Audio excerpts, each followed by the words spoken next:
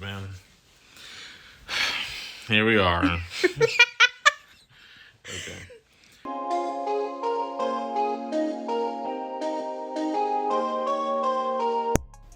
Hey y'all, what's good? My name is Imani, aka enigmaticflow. I haven't been on in a while. I decided not to make this a distinct YouTube video and just do real chill because I just wanted to. I didn't want to go through all of that. I mean, of course I'll be editing a little bit, but yeah. So today I wanted to talk about something that I'm really excited about, and that is my wedding. So throughout the video I'll be talking about my planning, the actual ceremony itself, and showing little clips of things that I think people would want to talk about or want to hear. And just to preface this by saying that my wedding was super non-traditional. I mean, there are some traditional aspects of it, but mostly it was very centralized to me and to my partner and what we wanted to do. So I just want to get that out of the way right now. Okay, so straight out of the gate, me and my partner grew up Christian, but we are not Christian. We don't consider ourselves Christian. So it wouldn't have made sense for us to get married in a church, just because, even though that's one of the cheapest options if you are, a member and all such as that. So I'm told. I know for some churches it really doesn't matter if you pay like a slight discount, but not really. So this video is centering on non-traditional, but with an emphasis in African traditional religion or African spirituality, as well as different things that we thought would be rituals that symbolize what we plan to bring to our marriage. It's important to note also that our ceremony was very culturally, I can't say that word. It was very influenced by our culture. So we had 4 different rituals, not including our vows. So I'm basically going to start out by talking about how we walked in, all such as that, and then I'll tell you exactly what the rituals are, what they mean, and blah blah blah. And I'll insert how everything looked, like I said before, but basically bottom baseline, our seating was set up in a circle to represent us coming together in the middle, us being in the center. It's our day, blah blah blah, XYZ. So it was set up in a circle, and then there was 2 doors on either side.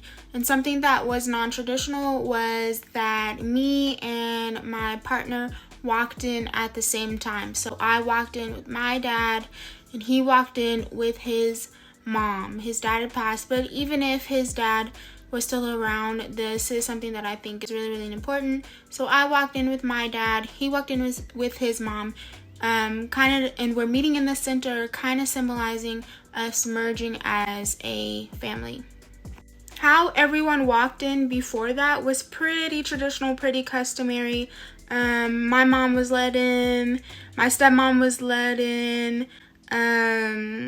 groomsmen and bridesmaids. So bridesmaids were on the left, groomsmen were on the right, and they also, because of COVID and just because they don't know each other, they walked in separately. So if it was one bridesmaid over here, it was one groomsman over here, and they walked in, 2 by 2, and they went to their respective parts. So if this side is one part of a circle and this side is one part of the circle, they would go to those designated sides. Basically, bridesmaids half of the circle, groomsmen's half of the circle. So besides that was pretty traditional. And then, like I said earlier, me walking in with my dad is absolutely customary, but the added coolness or the added individuality and non-traditionalness was that Colin, who is my partner, my husband, he walked in with his mom and we met at the center. So that was the thing that was different there. Let's see. Also, kind of unrelated, but my bridesmaids, they consisted of people who have been through a lot of stuff with me, shaped me, helped me be who I am. But I didn't want everybody to wear the same thing, the same color, all such as that. So we had a set color palette, and they were to pick something based on that color palette. That's it. So at this point, I've talked about our setup and the way that we walked in, and then now to basically the meat of it, what made it a little bit more traditional than other people. So I don't know if I said this before, but we had 4 different rituals besides vows, and those are libations, box nailing, it was the 4 elements, as well as the feet washing ceremony, and then lastly vows. So again, we didn't want it to be a judge per se or an official officiant, because, you know, what say do you really have in our lives? Have you been there? What authority do you actually have? XYZ, blah, blah, blah. So we wanted to, again, surround ourselves with people who knew us, who helped us grow, who will be there when we're going through whatever the fuck we're going through. Hey, Colin here, and I'm talking about the libations part of the 4 ceremonies that we did. So essentially, the libations was us pouring water out to recognize those who couldn't be there, and those who lost along the way. And so on the table we had like pictures of our deceased family members, and my mom actually did the thing, which is kind of important because my father passed, and so it was cool to see her be involved in it and also be involved in the part that gives to those who couldn't be there. So that was libations, and we also poured the water out into a tree, a crepe myrtle tree. We did, which we are going to be taking care of, and we're going to be nurturing, and hopefully our starter tree, hopefully plant it in our first house. And so, yeah. But next we'll be talking about the nailing of the box that we did. We created a box that we can open on our 5-year anniversary. And in case we make it there, then we get to enjoy all things that are in the box. You know, we get to read letters to each other. If say along the way we get some bumpy roads and we're thinking about quitting, we can still open the box and read letters that we wrote to each other in case of times of emergency. And letters that our family wrote too. And so it's just a cool box, and my friend Perrin got to do that. Other words of note, the wedding was awesome. I was originally against doing it there, but it turned out really nice. And so as usually how things go with me and Imani, she wants to do something, and I'm like, I don't know how it's going to look. And then we do it, and I'm like, wow, this looks really great. And so, yeah. Why did you think that? Huh? Well, remember, because I didn't like all of the posh glam of the place, you know, all like the richy rich. I wanted it more in like a barn style, you know, country Oklahoma calling. Hey, what can I say? Howdy.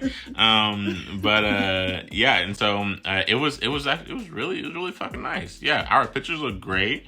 And Imani was amazing. Shout out to Madison. Imani was hot. Fire. It was crazy. It was cool. Good time. Thanks, babe. Okay, so a shout out to Colin for those first 2, and the last 2. So again, not including vows. The last 2 were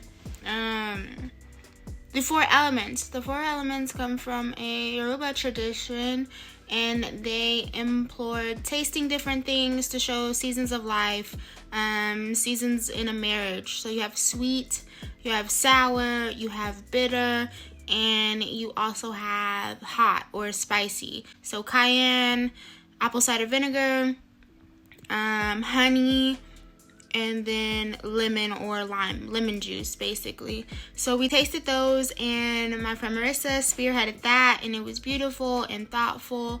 Everybody also had to come up with their own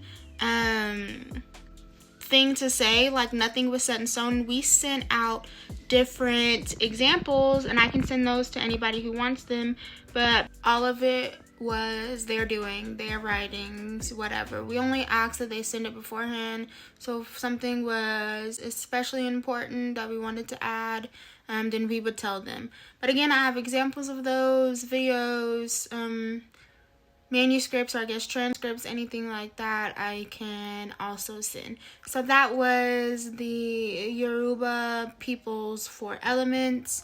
And then lastly, we had the feet washing, which I would say is equal parts very Christian and very intimate. It's a very intimate moment. So feet washing, if you haven't heard of it, it's basically a passage in the New Testament talking about The passage basically speaks about Jesus being willing to wash different people's feet, and that is important in showing humility and respect, kind of like do unto others as they do unto you.